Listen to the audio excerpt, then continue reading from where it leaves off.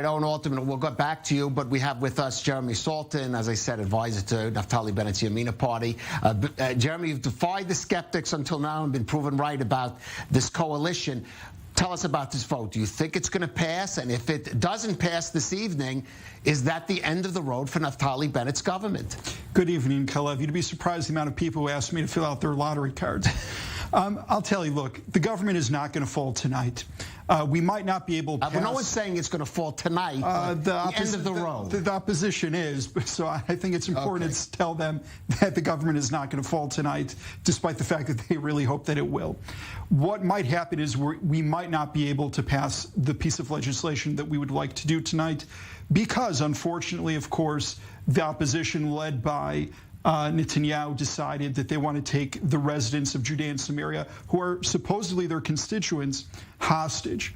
Now, this is a very unfortunate turn of events, but yes, there could be consequences in terms of what happens in the future. We are determined to be able to pass this piece of legislation, and we will bring it up again next week if we see that we're not able to pass it this week. Wait, I want to just clarify, when you say there'll be consequences, the Justice Minister, Gideon Sa'ar, who we just heard, has said basically this is a confidence vote or no confidence vote in the government. If it doesn't pass this legislation, a key member of it, says it won't survive. Well, we already passed the no confidence votes of this evening successfully. Yes, this will be a confidence. But that's what he's saying. This is of course, he's saying this is a confidence vote in terms of the path of the government moving forward. Look, this is part of the agreement that we had when we formed this government a year ago. We agreed that we would maintain the status quo on all of the big issues. This is a status quo issue.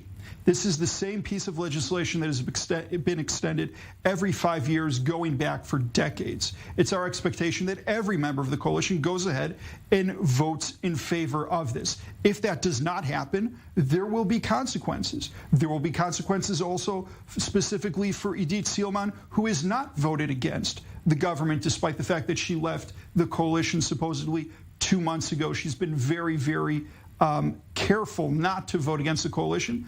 If we see a situation where all 60 members of this coalition vote in favor of this, I think it will be very difficult for her to go ahead, pass over the Rubicon, and vote against this. So if we are able to maintain that 60 block, we should be able to have a 60-59 majority with that one MK not showing up to a vote. And that is how we've been able to pass much legislation since we returned from the recess just a few weeks ago. All right. Owen, a lot of ifs here from Jeremy Saltan, more than I've ever heard him give.